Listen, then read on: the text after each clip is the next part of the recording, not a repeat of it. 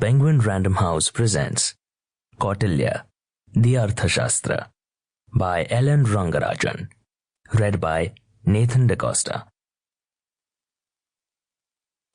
Preface. Both Kautilya the Preceptor and his masterwork, the Arthashastra, are much misunderstood. Popularly known as Chanakya, he is maligned and often ridiculed as a teacher of unethical, not to say immoral practices, and as an advocate of the theory that the ends justify the means.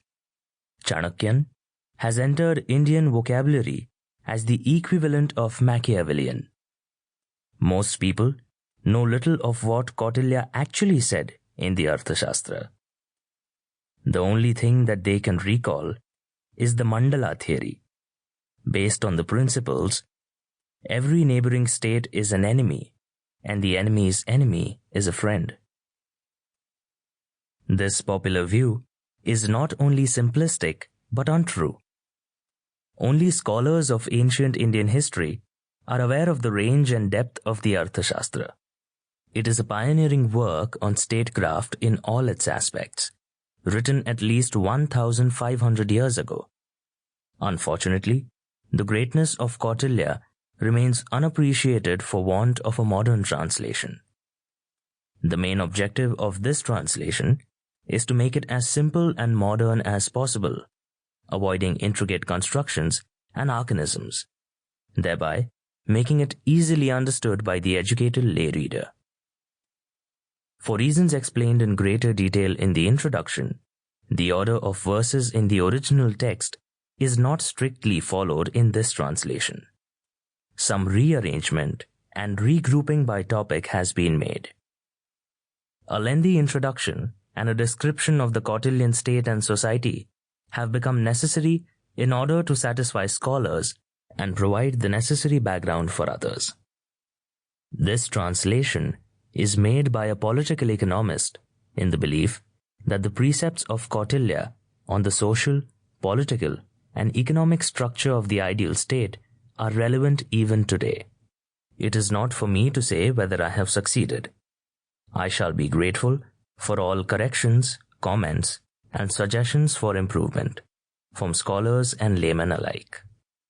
Dharma Kumar has been a source of constant encouragement to me in this book, as she has been with all my other books. I am grateful to my wife Joyce and my son Gautam for carefully reading through the manuscript, correcting infelicities of language, eliminating confusion in translation, and on the whole, making it more comprehensible. They also proofread the typeset manuscript.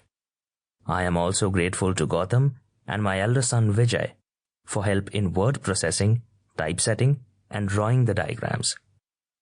Thanks are also due to the Government of India for permitting me to use the embassy computers for word processing.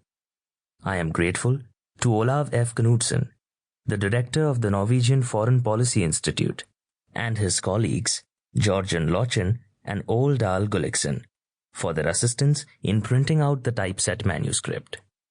I also thank David Davider and his colleagues for their cooperation. Above all, I am beholden to the pioneers, Dr. Kangle and Dr. Shamasastri, to whom this new translation is, in all humility, dedicated. I need not add that I alone bear the responsibility for any shortcomings. Oslo, Summer Solstice, 1990. L. N. Rangarajan. Praja sukhe sukham rajnyah, prajanam cha hite hitam. Natya priyam hitam rajnyah, prajanam tu priyam hitam. In the happiness of his subjects lies the king's happiness. In their welfare, his welfare.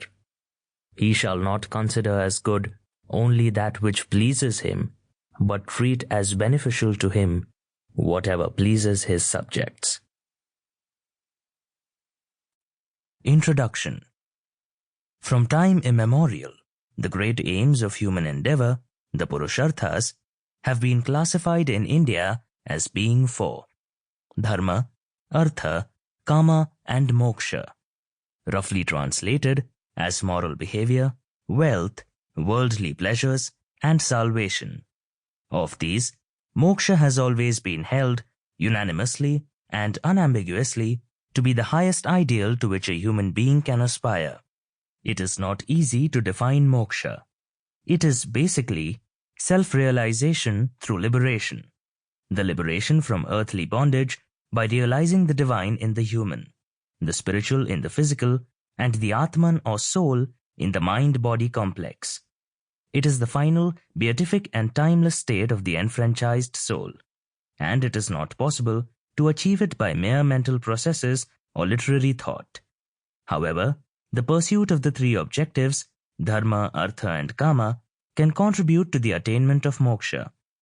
Of the three objectives capable of being studied and practiced, dharma has always occupied the premier place.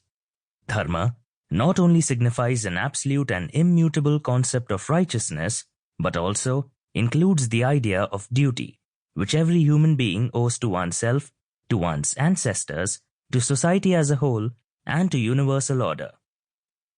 Dharma is law in its widest sense, spiritual, moral, ethical, and temporal. Every individual, whether the ruler or the ruled, is governed by his or her own dharma. To the extent that society respected dharma, society protected itself. To the extent society offended it, society undermined itself. The literature on the Arthashastras, both the original scriptures and the commentaries thereon, is very extensive. The definitive modern study is, of course, the magnificent 5-volume History of the Arthashastra by Dr. P.V. Kane. For our present purposes, we need only observe that everything in Indian polity, the rights and duties of rulers, ministers, priests and people, is governed by the concept of dharma. The range of Arthashastras. Artha follows dharma, as used in Arthashastras generally, and by Kautilya, the last and greatest master of the science. Artha has a much wider significance than merely wealth. The material well-being of individuals is a part of it. As Kautilya says in the concluding section of his book, the source of the livelihood of men is wealth. He then draws the corollary that the wealth of a nation is both the territory of the state and its inhabitants who may follow a variety of occupations. Book 15, Chapter 1, Verse 1. The state or government has a crucial role to play in maintaining the material well-being of the nation and its people. Therefore, an important part of the Arthashastras is the science of economics, including starting productive enterprises, taxation, revenue collection, budget and accounts. The aim of pursuing successful economic policies, particularly through productive enterprises, is also to increase the revenue of the state and appropriate the surpluses for the state treasury. Kosher, treasury, is an essential constituent of the state. A king with a depleted treasury eats into the very vitality of the citizens and the country, says Kautilya, Book 2, Chapter 1, Verse 16. At the same time, a king who impoverishes his own people or angers them by unjust exactions will also lose their loyalty. Book 7, Chapter 5, Verse 27. A balance has to be maintained between the welfare of the people and augmenting the resources of the state. This presupposes two things: maintenance of law and order and an adequate administrative machinery.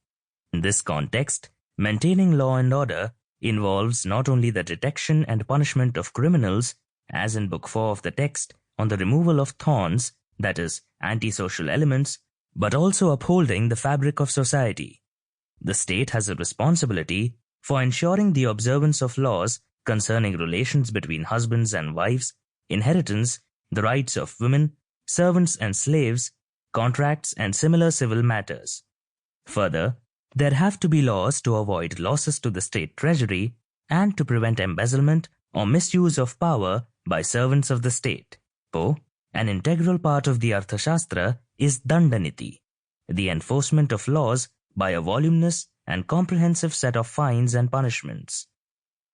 Dandaniti, the science of law enforcement, is the name given in the Mahabharata to the mythical original work of this kind, said to have been handed down by Brahma himself at the time of creation.